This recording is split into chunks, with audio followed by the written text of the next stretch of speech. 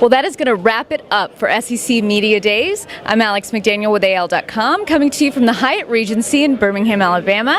With me are Mike Herndon and Kevin Scarbinsky. Now, guys, you know, Alabama was picked by the media to win the conference. Auburn came in second.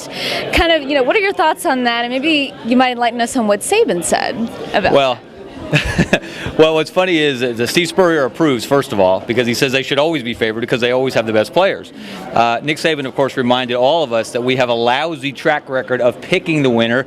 I think we're, 4-18, Mike? Is that right? Yeah. The last 22 years? I think, yeah. So he says he's evaluating us. So we haven't done a very good job on that score in the past. Hey, what do you think? I'm expecting to have to run some sprints over the weekend or do something like that, some disciplinary work.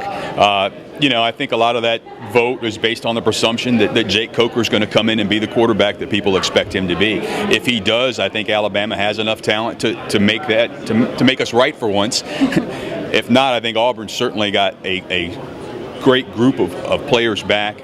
A strong core from that SEC championship team last year. I think it's going to come down to the Iron Bowl, and we'll see who was right. Well, I think that's exactly what's going to happen, guys. But really, the Alabama pick is a little surprising if you look at not only the uncertainty at quarterback, the offensive line, and then the secondary. They've got more questions going into a season, I think, than Alabama's had since Nick Saban's first year.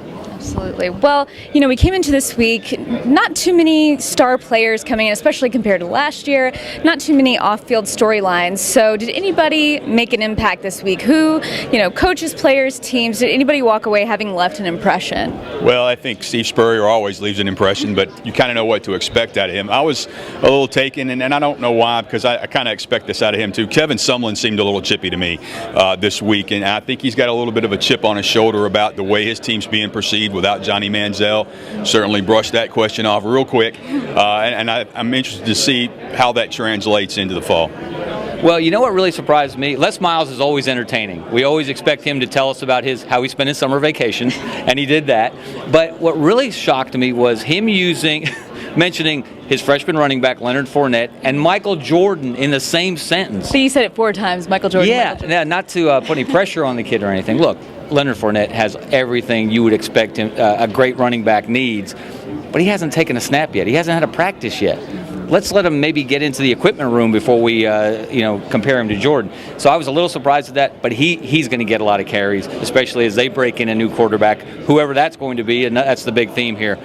So many quality programs with a lot of athletes at other positions who need starting quarterbacks. We will wait and see. That's going to do it for us at SEC Media Days. I'm Alex McDaniel. Remember, you can find all of our coverage from this week at AL.com.